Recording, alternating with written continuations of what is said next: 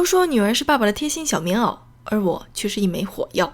记忆中，我们爷俩度过的唯一和睦的时光，就是每个上学的早晨，雷打不动的共进一家早点店，他一碗清汤米粉加中包，我一份猪肚辣粉小笼包。除了偶尔遇到熟人，他要因为抢着结账而与对方大打出手。时隔多年，很久没有跟我爸吵架掀起腥风血雨，也再也没有去早点店吃过早点。离开家后，在这花花世界闯荡的我，再也找不到当年的那种。小笼包是在外国人心中可以封神的中华美食，它的英文翻译就是小笼包。小笼包有些地方翻译成 soup dumplings， 比较偏向灌汤包的意思。我觉得最好吃的小笼包就是 specific 小时候常去的那家早点店的小笼包，它就是很小，一口一个，没有很多汤，但是里面非常的多汁，皮也很薄，不是那种白白胖胖蓬松的样子，而是有一种漏油的感觉，味道非常的 basic， 没有多余的味道，因为它不需要多余的味道也可以非常好吃。长大以后我再也没有吃过一模一样的小笼包，所以今天我决定以大厨的身份复刻当年的味道。大厨的身份。做小笼包只需要4个步骤：做皮、调馅、用皮包住馅、上锅蒸熟。如果你是像我一样的手残党，又没有时间练习，也可以一切从简，先吃一口馅料，再吃一口皮。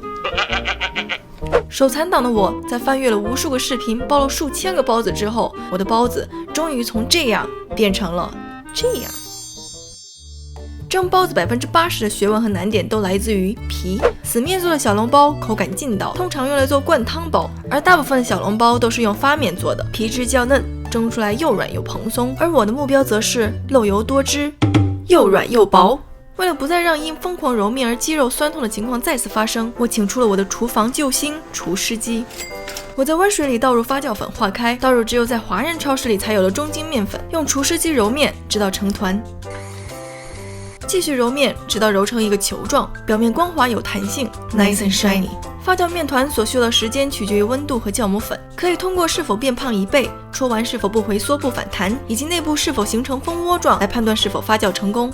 我给了它几拳，并取出继续按压搓揉，目的是使面团里的气体彻底排出，避免有小气泡顽固的留在包子皮表面。把面团均匀的分成2份，耐心的将它搓成条状。滚刀切成大小均匀的小剂子，每个大约15克，撒上面粉，摆出雀神的架势搓一局麻酱，盖上盖子，以免洛杉矶干燥的气候使剂子表面形成硬壳。我熟练地将剂子压扁擀圆，保留大约1臂之后，否则皮太薄蒸出来的包子骨瘦如柴，不圆润可爱。再将皮子的周边擀薄，不是中间厚两边薄的包子皮是导致包子塌陷的嫌犯之一。如此反复，直到我擀的皮从这样变成了这样。很圆吧？小笼包肉馅的做法千万种，而记忆中的味道朴实无华。我爸说他们放了生抽、蚝油、胡椒粉和盐，当然还需要葱花点缀和用花椒、茴香、1个八角煮的汤水提鲜，将汤水过滤放凉，倒进肉馅里一起搅拌，直到完美融合。好香啊！已经无法计算这是我包的第几个包子，我从来没有想过跟我爸一模一样暴跳如雷的我，竟会有这么多的时间与耐心。除了疯狂的练习，我也看了很多的教学视频，逐个对照着自我纠错和改进。你看这儿，然后收口从这儿跟着后面收一下，哇，成功！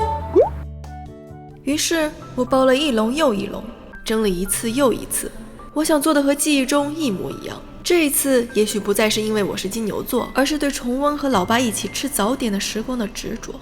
看，我承诺过的漏油多汁，又软又薄。可它无论如何都会和从前的那个不一样，就像我也已经慢慢变老，就像老爸也不再风华正茂。我挑了一个早晨，包了一笼小笼包。我精心的摆放，冷水上锅，让小笼包在水烧开的过程中醒一醒，并均匀受热。上气后转中小火蒸7到10分钟，并焖5分钟，以免瞬间开锅，小笼包受冷塌陷回缩。我又特地准备了我爸爱吃的清汤豆豉粉，并像小时候一样大口嗦着粉，一口一个小笼包。每个上学的早晨去早点店吃早点，是我们爷俩度过的唯一和睦的时光。为了不打破那难得的安静，我们默契地选择沉默，以免因为话不投机而互相掀桌。很多汁的，蛮多汁的啊。虽然打打闹闹很多年，但我一直知道我爸最喜欢看我大口吃饭。小时候不理解，长大了才知道，对于穷到吃酱油拌饭长大的他来说，有能力让女儿丰衣足食是一种幸福与自豪。也许他认为酱油拌饭是世界上最好吃的东西，就像我深信不会再有比曾经吃过更好吃的小笼包。